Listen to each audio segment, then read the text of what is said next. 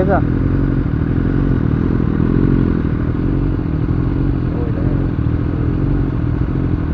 Essa da...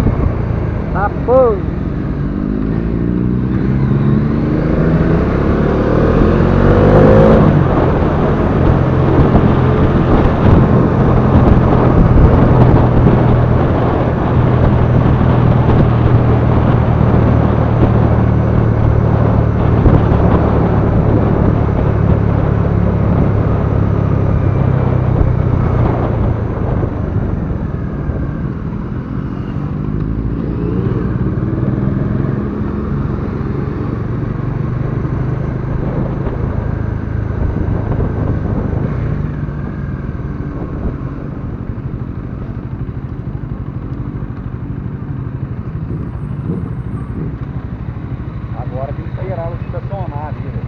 Olha lá o ponto. Tá encostando? O cara vai sair. Ah, não, achei que fosse dar uma blitz no cara. Acho que não é pra encostar ali, não é? Vai, Blitz. O Zé tá de olho na gente, assim, achando que nós parou, porque não tem carteira.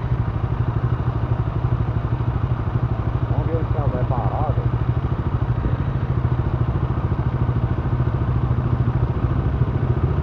Será que pode entrar aqui? Não, então, o carro não pode não, mas aí tem que ver onde o carro vai parar.